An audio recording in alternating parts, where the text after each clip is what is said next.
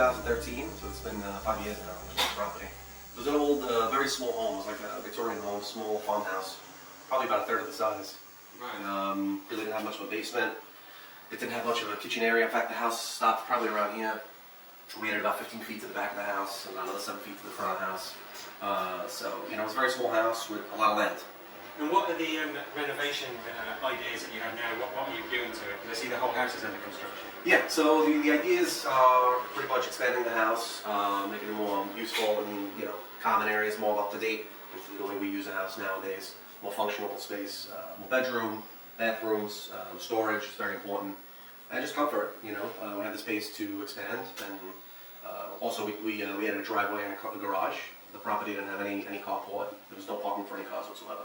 So just to kind of advance our way through, you know, to make them comfortable. And with the kitchen, I see, you know, you've obviously got the Scavolini cabinets. What was the decision-making process to go with Scavolini? I'm a fanatic in it for Italy.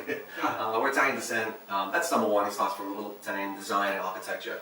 You know, in fact, if you see the elements of the house, it's very Mediterranean style and European. But I've always known Scavolini because I spent a lot of years in Sicily.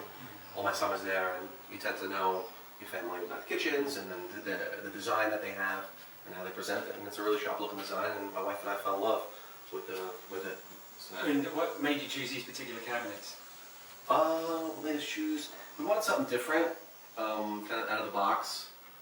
And in the showroom, thankfully the showroom was very helpful because they have a beautiful display and everything is showed.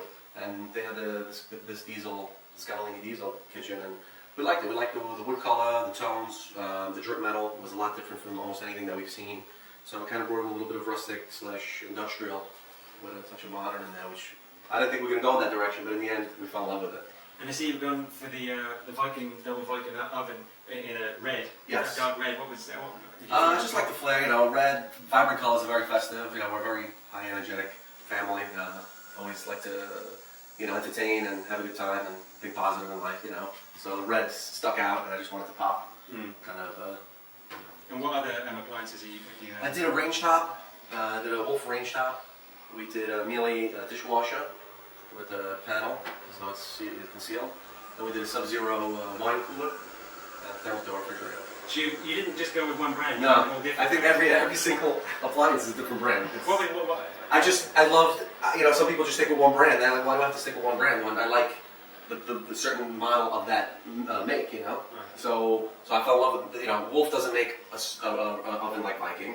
Viking didn't make a range top like Wolf. Miele is one of the best dishwashers. And so there was no great fridge, and Sub-Z had the perfect wine cooler.